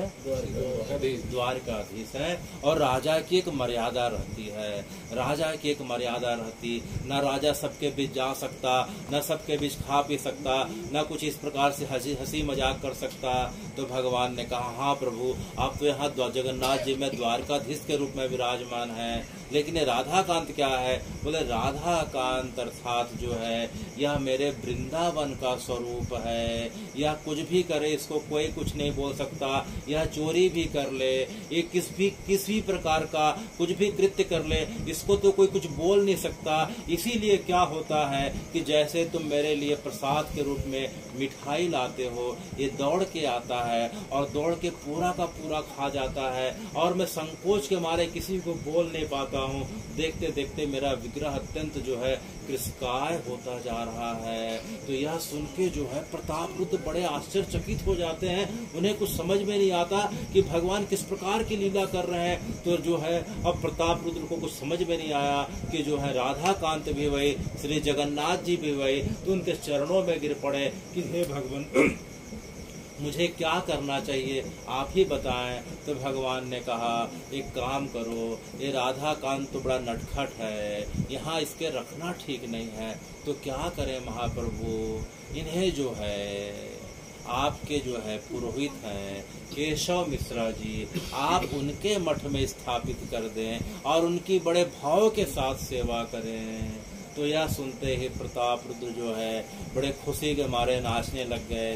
कितना कठिन प्रश्न का जो है महाप्रभु ने इस प्रकार से जो है मुझे समझा दिया। तो दौड़ के जो है सवेरे, तब तक सवेरे भोर हो गया था, मंगला का समय हो गया था, वह जाके देखते हैं तो मंगला के समय भी वही स्थिति कि भगवान को जो मिठाई प्रसाद के रूप में रखी गई थी, वह जाके देखते हैं कि पूरा का पूरा जो है राधाकांत के विग्रह के सामने है। पुजारियों से कहा कि आपने तो मिठाई वहाँ रखी थी। बोले हाँ महाराज, यहाँ रखी, वहाँ कैसे चले गई, कोई नहीं बताया। तो उन्हें जो है अब की घटना समझ में आ गई कि महाप्रभु जी ने सही कहा था। तब से उन्होंने श्री राधाकांत के विग्रह को केशव मिश्रा जी के मठ में स्थापित कर दिया। तो हे भगवान, यह जो मठ है इसका नाम तब से लेके आज तक क्या मठ पड़ गया? श्री राधाकांत।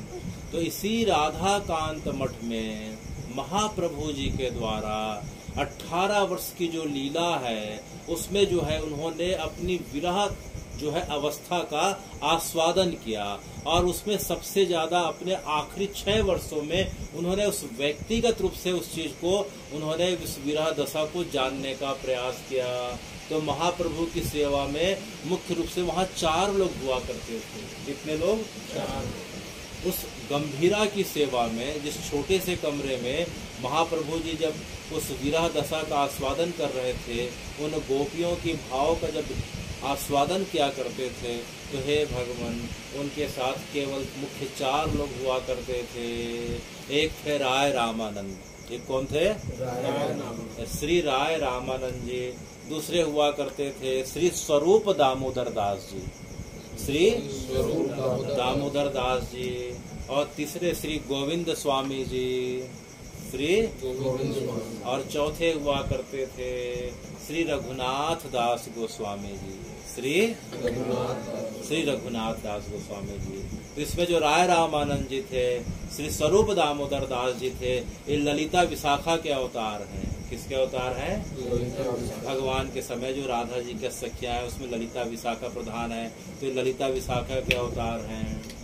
और जो है रघुनाथ दास जी एक मंजरी के अवतार हैं।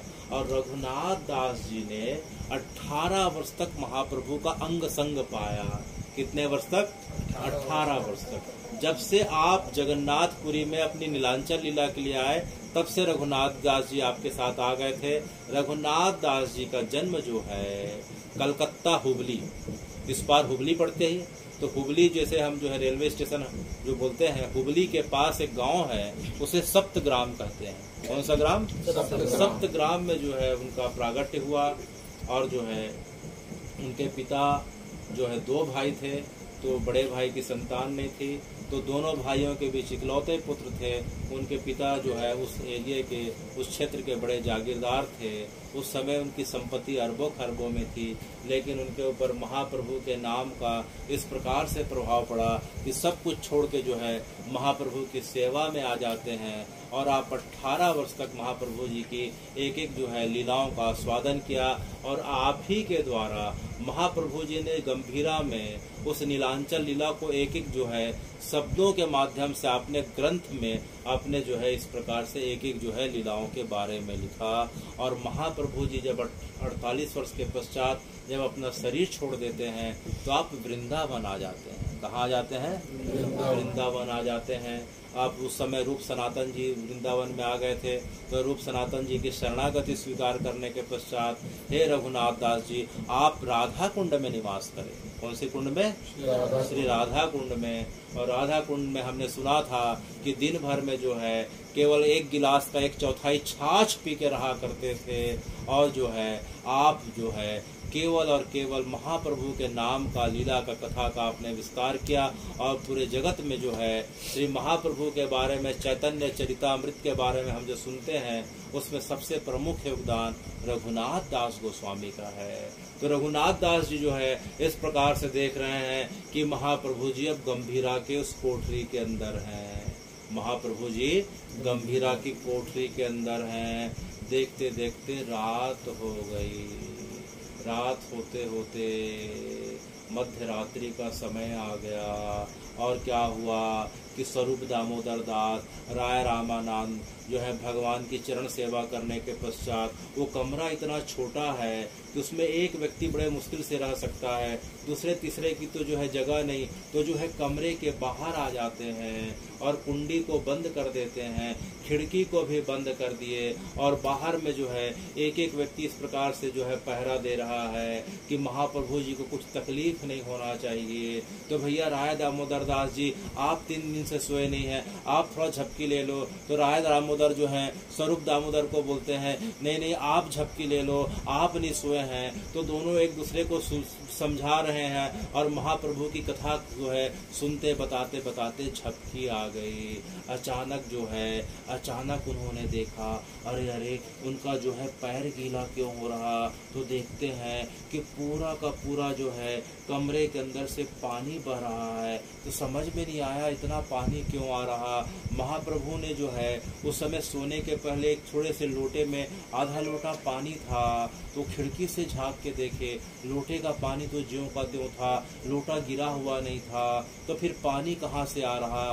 तो उन्हें देखते देखते अचानक दिखाई पड़ा कि महाप्रभु जो है, महाप्रभु जो गंभीरा की दीवार को दोनों हाथ से पकड़ पकड़ के इस प्रकार से रो रहे हैं और रोते रोते उनके आंख से अश्रुओं की धारा बह रही है। और जो है उनके कान में इस प्रकार से बार बार आवाज आने लग गई, कृष्ण हे कृष्ण हे कृष्ण हे कृष्ण हे राधिके राधिके राधिके राधिके नंद है नंद है नंद है नंद है गोप है गोप है गोप है गोप है। तो देखते देखते जो है महाप्रभु के आंखों की अविरल धारा बहते बहते कमरे के बाहर से मानो किस प्रकार से अश्रुओं की धारा। तो देख के उन्हें समझ में नहीं आया महाप्रभु इस प्रकार से क्यों कर रहे हैं। खिड़की खोल के देखने का प्रयास करे तो महाप्रभु की जो है चेतना लगभग विलुप्त होने को आ गई। तो बड़े मुश्किल से दरवाजा खोल के जाते हैं, महाप्रभु को जो है अपने गोद में लिटा लेते हैं। महाप्रभु की कोई अवस्था चैतन्य अवस्था नहीं थी, केवल कृष्ण है करते करते जो है महाप्रभु जोर जोर से रोते जा रहे थे। महाप्रभु को अपने गोद में रख लिए, उनके छाती को जैसे छोटे बच्चे को सहलाया जाता है, बार बार जो है राय रामानंद जी और स्वरूप दामोदर दास जी उनको पैर को दबा रहे हैं। देखते देखते महाप्रभु की जो है वेदना कम हुई और महाप्रभु को नींद लग गई। दूसरे दिन महाप्रभु से पूछे, लेकिन पूछने का हिम्मत नहीं कर पाए। फिर रात्रि आ गई तो फिर जो है कमरे के बाहर बैठ गए। अचानक 12-1 बजे के बाद थोड़ी सी झपकी पड़ी तो देखते हैं उनके पैरों के पास कुछ गरम गरम। तो आंखें खोली तो देखते हैं, अरे यह क्या, यह तो पूरा खून की धारा बह रही। अचानक जो है खिड़की खोले तो देखते हैं महाप्रभु जो है अपने सिर को दीवालों से पटक रहे हैं, अपने सिर को दीवारों से पटक रहे हैं। उन्हें कुछ समझ में नहीं आया। दरवाजा खोल के फिर अंदर जाते हैं तो महाप्रभु जी जो है फिर से अचेतन अवस्था को कृष्ण है कृष्ण है कृष्ण है, कुछ समझ में नहीं आया। महाप्रभु जी के सिर से कान से लगातार जो है रक्त का रिसाव हो रहा। महाप्रभु जी को फिर गोद में लिटाए, ठंडे पानी से इस प्रकार से सेवा कर रहे हैं, सिर में पट्टी बांध रहे हैं, कोई हाथ को दबा रहा, कोई पैर को दबा रहा।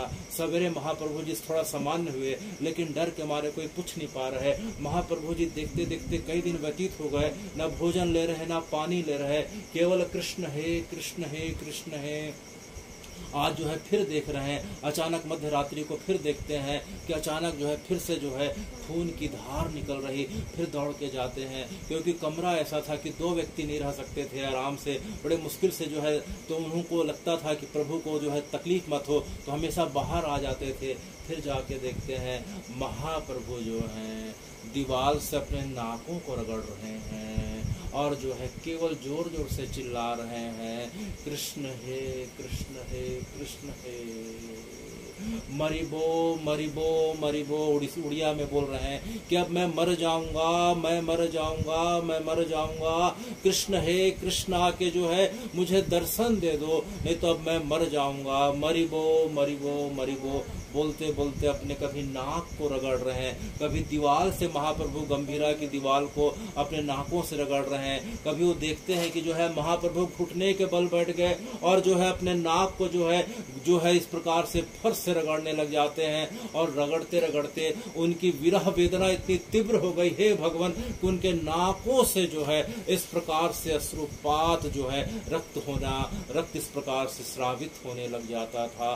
फिर दौड़ के जाते थे, महाप्रभु को बहुत मुश्किल से संभालते थे। महाप्रभु की चैतन्य अवस्था रहती नहीं थी, केवल कृष्ण विरह में मानो जो है उन्होंने संसार को छोड़ के केवल कृष्ण के साथ सायुज्य कर लिया हो। इस प्रकार से जो है महाप्रभु को दिनों दिन विरह अवस्था पे देखते देखते एक दिन फिर क्या हुआ, हे भगवान, गंभीरा में उस कोठरी में जो है महाप्रभु अंदर हैं। देखते देखते 12 बज गए, 1 बज गए, 2 बज गए। आज उन्हें थोड़ा सा अच्छा लगा कि आज महाप्रभु जो है आज थोड़ा आराम को पाएंगे। अभी तक तो 12-1 बजे तक महाप्रभु की विरह वेदना चालू हो जाती थी, तो 2 से 3 बज गया। अचानक दोनों को झपकी आ जाती है। अचानक झपकी आई तो जो है थोड़ा देर के लिए जो है सो जाते हैं। तभी एक हवा का तेज झोंका आया और बिजली कड़की। तो बिजली कड़कने के कारण जो है उन दोनों की नींद खुली। सबसे पहले जो है कमरे की तरफ देखे तो कमरा खाली था। अरे कमरा खाली, महाप्रभु कहाँ चले गए, महाप्रभु कहाँ चले गए। तो जो है खिड़की बंद, दरवाजा बंद। मठ की तरफ गए तो मठ में 3 दरवाजे दिखाई पड़ते हैं, तो पूरे मठ के तीनों दरवाजे बंद, हर जगह बंद, महाप्रभु दिखाई नहीं पड़े। पूरे मठ के चारों तरफ दौड़ के देखे, मसाल जला के देखे, महाप्रभु दिखाई नहीं दिए। अरे भैया महाप्रभु कहाँ चले गए। देखते देखते मठ के दरवाजे को खोले और मसाल जला के चारों तरफ कि महाप्रभु कहाँ है, महाप्रभु कहाँ है। लेकिन महाप्रभु कहाँ दिखाई पड़े। वो दौड़ते दौड़ते दौड़ते जाते हैं तो जाके देखते हैं जगन्नाथ जी का मंदिर का किपाड़ बंद है और महाप्रभु जो है सीढ़ी पे, जगन्नाथ जी के जो पहली सीढ़ी है उसमें सिर को रख के जो है इस प्रकार से लंबी गहरी सांसें चल रही, जोर जोर से जो है कृष्ण है इस प्रकार से आंसुओं से सीढ़ी को मानो उन्होंने धो दिया हो और उन्हें कुछ भी पता नहीं। महाप्रभु को उठा के फिर से गंभीरा लाते हैं, लेकिन महाप्रभु जी से पूछने की हिम्मत नहीं कर पा रहे हैं। इस प्रकार से गंभीरा में महाप्रभु जी की रोज रोज की लीला। एक दिन फिर क्या हुआ, एक दिन अचानक फिर से जो है दोनों 7 दिनों से ठीक से नहीं सोए थे, रात को 3 बजे के आसपास फिर से झपकी लग जाती है। अचानक झटका हुआ तो देखे कि महाप्रभु जी कमरे में नहीं, सब कुछ बंद है। महाप्रभु जी कैसे निकल गए समझ में नहीं आया। मंदिर जाते हैं दौड़ के, मंदिर में महाप्रभु जी नहीं मिले, मंदिर में नहीं मिले। तो मंदिर के पीछे समुद्र की तरफ दौड़ते हुए जा रहे हैं, महाप्रभु कहाँ हो, महाप्रभु कहाँ हो। तो देखते देखते जो है समुद्र के पास खड़े होके जोर जोर से चिल्लाने लग जाते हैं, क्योंकि मंदिर के पीछे समुद्र और कुछ भी नहीं। अचानक एक तेज लहर आती है, तेज लहर, इतनी ऊंची लहर थी। अचानक एक ऊंची लहर आई, उस लहर को देखते देखते दोनों डर जाते हैं। उन्हें लगा कि इतनी भयंकर लहर, आज तो उनके जीवन का आखिरी समय है। उन्हें लगा कि अब महाप्रभु भी अब हमारे साथ नहीं है, तो हमें भी अब रहने का कोई मतलब नहीं। तो बार बार से समुद्र देवता से प्रार्थना करने लगे कि हे समुद्र देवता, अब आप हमें अपने आप में मिला लें, अब हमारे रहने का मतलब नहीं, हमारे महाप्रभु नहीं। तो इस प्रकार से समुद्र की एक तेज लहर आई। ये बार बार सोच रहे थे कि समुद्र अपने में मुझे खींच के ले चले।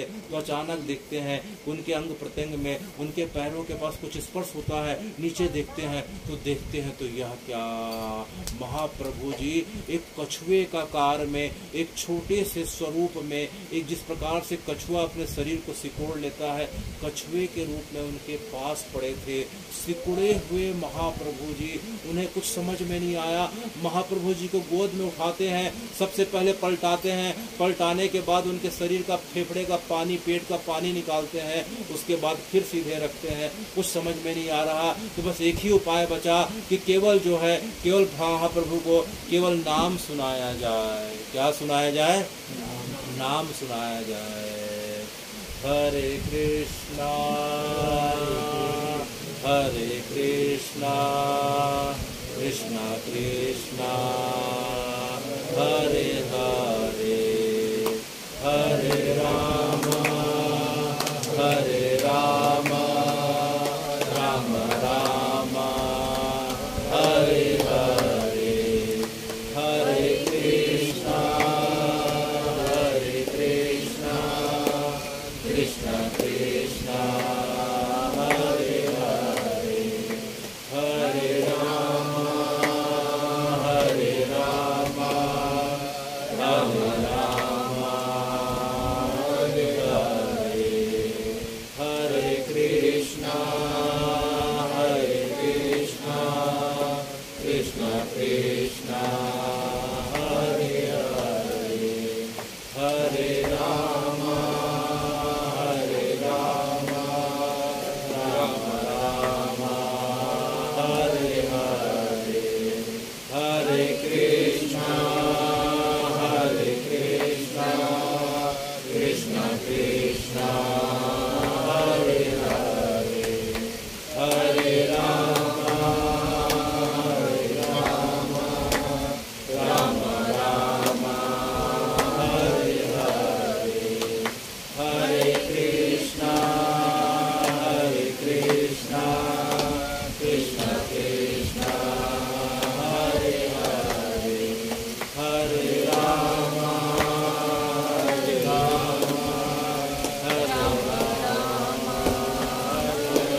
अरे स्वरूप महाप्रभु जी के हृदय में कुछ धड़कन दिखाई पड़ रहा। अरे अरे तुम उनके नब्ज को छुओ। तो जो है स्वरूप ने देखा कि हाँ कुछ महाप्रभु जी के अब नब्ज चालू हो गए। अचानक जो है उनके जो है मुंह के पास उन्होंने अपने जो है कान को रखा। तो अचानक जो है महाप्रभु जी का ऐसा लगा कि मुंह से कुछ सांसें निकल रही है। तो फिर क्या किया जाए, और जोर जोर से महाप्रभु को नाम सुनाओ और महाप्रभु जी को संकीर्तन सुनाओ। सब जितने भी थे, गोविंद थे, रघुनाथ दास थे, राय रामानंद थे, स्वरूप दामोदर थे। हरे कृष्णा कृष्णा कृष्णा हरे हरे, हरे राम राम हरे हरे, हरे कृष्णा कृष्णा कृष्णा हरे हरे, हरे राम राम हरे हरे,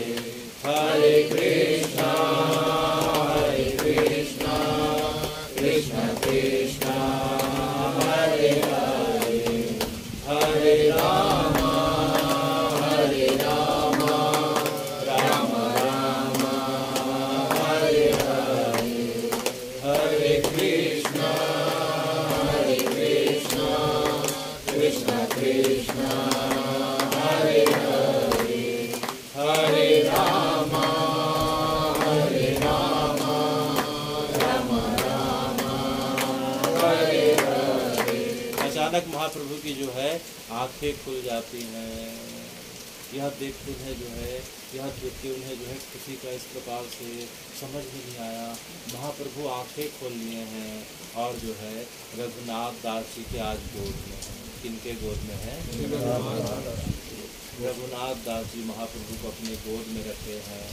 उनके पैरों पर आए रामानंद जी और स्वरूप दामोदर दास जी और दोनों हाथों को गोविंद जी इस प्रकार से सेवा पा रहे हैं। अचानक जो है महाप्रभु ने आंखें खोल के देखा, अरे रघुनाथ तुम यहाँ कैसे? अच्छा। फिर देखा, अरे रामानंद तुम यहाँ कैसे? जैसे सबका नाम ले रहे हैं, उनके आंखों से लगातार आंसू इस प्रकार से बह रहे हैं। अचानक ऊपर देखा, महाप्रभु जी की आवाज़ ठीक से नहीं निकल पा रही थी, अत्यंत धीरे धीरे बोल रहे थे, अरे स्वरूप तुम यहाँ कैसे? फिर दाएं तरफ देखा, अरे गोविंद तुम यहाँ कैसे? महाप्रभु खुद अपने भक्तों से पूछ रहे हैं कि तुम यहाँ कैसे? अब तो उनके सब्र की धैर्य की सीमा टूट पड़ी। जोर जोर से रघुनाथ दास जी ने कहा, महाप्रभु आप हमें छोड़ के कहाँ चले गए थे? आप हमें छोड़ के कहाँ चले गए थे? अच्छा, मैं कहाँ चले गया था रघुनाथ? अरे आपको पता नहीं, मुझे पता नहीं। अरे स्वरूप तुम मुझसे बार बार यह प्रश्न क्यों पूछ रहे हो कि मैं कहाँ चला गया था? स्वरूप ने कहा, महाप्रभु मध्य रात्रि होने के बाद हमें थोड़ी झपकी लगी और आप कहाँ चले गए, और भी हम आपको खोजते खोजते आए तो आप जो है समुद्र से। अच्छा, मैं समुद्र के अंदर चला गया था क्या? महाप्रभु आप तो समुद्र की लहरों के अंदर समा गए थे। अचानक एक बड़ी लहर आई और बड़ी लहर आई, फिर आपको जो है हमने समुद्र देवता से प्रार्थना करी कि हमें भी अब महाप्रभु के साथ ले चलो, तो समुद्र देवता ने इतनी कृपा करी कि जो है पुनः आपको जो है हमें प्रदान कर दिया। अच्छा, मैं समुद्र के अंदर चले गया था क्या? बोले हाँ महाप्रभु, तो मैं फिर वापिस क्यों आ गया? महाप्रभु आप किस प्रकार की बातें कर रहे हैं? यह सुनते सुनते सब इस प्रकार से महाप्रभु को पकड़ के रोने लगे। लेकिन महाप्रभु पुनः खड़े हो गए और पुनः समुद्र की ओर दौड़ने लगे, मुझे समुद्र में जाने दो, मुझे जाने दो। फिर चारों दौड़ के जाते हैं और महाप्रभु को पकड़ के खींच के लाते हैं। महाप्रभु जी है अब चारों पकड़ के महाप्रभु को बैठे हैं। महाप्रभु बोल रहे हैं, गोविंद मुझ पे कृपा करो भैया, जो है राय रामानंद स्वरूप जो है रघुनाथ मुझ पे कृपा करो। भगवान आप किस प्रकार की बातें कर रहे हैं? देखो जो है अब मुझसे अब रहा नहीं जाता, मुझे गंभीरा का एक एक दिन बड़ा भारी लग रहा। अब तो जो है मुझे कृष्ण में जाके मुझे समाज आने दो। देखो देखो सामने कृष्ण दिखाई पड़ रहे हैं, क्योंकि महाप्रभु जी ने अपने जीवन को उस राधा और गोप के समान आचरण करके इस प्रकार से हमें दिखाया कि गोपियों की राधा और जो है गोपियों की क्या अवस्था रहती थी। तो शरीर रूप में भले पुरुष का शरीर था, लेकिन आचरण से उनका आचरण गोपी का था। तो जिस प्रकार से गोपियां वृंदावन में कृष्ण के लिए विरह अग्नि में इस प्रकार से तड़पा करती थी, महाप्रभु की जो है गंभीरा लीला में इस प्रकार से हम देख रहे हैं कि महाप्रभु जी फिर से चिल्ला रहे हैं कि मुझे जाके जो है कृष्ण में समा जाने दो। कृष्ण मुझे नहीं बुला रहा तो कोई बात नहीं, उसके पास समय नहीं है, उसके पास संसार के बहुत सारे काम है, अगर वो मुझे नहीं बुला रहा तो कोई बात नहीं, अब मैं चले जाता हूँ। यह बोल के महाप्रभु जी पुनः जोर लगा रहे हैं। तो चारों उन्हें कस के पकड़ लेते, फिर भी महाप्रभु छुड़ाने का प्रयास करते हैं। तो चारों उनके भक्त महाप्रभु जी को दोनों हाथों से पकड़ के उनके ऊपर गिर जाते हैं। महाप्रभु जी नीचे और चारों भक्त उनके ऊपर। देखते देखते महाप्रभु जी की लंबी सांसें फिर धीरे धीरे कम होने लगती है। उनका रोते रोते सब्र का बांध टूट गया। महाप्रभु जी को उठा के पुनः गंभीरा ले आते हैं। तो हे महाप्रभु जी, इस प्रकार से आपकी गंभीरा लीला के बारे में हम विस्तार से कभी आने वाले समय में सुनेंगे। तो जगन्नाथ जी जो है साक्षात द्वारकाधीश के रूप में विराजमान है, और द्वारकाधीश अर्थात कृष्ण को पाने के लिए गोपियों ने किस प्रकार सा उपक्रम किया, तो उसी उस क्रम को दिखाने के लिए और प्रदर्शित करने के लिए चैतन्य महाप्रभु भले शरीर रूप में पुरुष अवस्था पे थे, लेकिन उनका 18 वर्ष का जो है जीवन जो है केवल गोपी दशा और विरह दशा को प्रदर्शित करने के लिए जो राधा कृष्ण के युगल अवतार के रूप में प्रकट हुए थे। तो हे महाप्रभु, आप जो हैं जगन्नाथ जी के सामने गंभीरा में, जिसे हम राधा मठ के नाम से जानते हैं, उस जगह पे आपने अपनी लीला को प्रदर्शित किया। तो जगन्नाथ जी के दर्शन का फल या उनकी कथा का फल यह मिलता है कि हमें महाप्रभु के गंभीरा का दर्शन मिलने वाला है। तो आने वाले समय में हम गंभीरा लीला का और विस्तार करेंगे। हे महाप्रभु, आज की कथा सीताराम।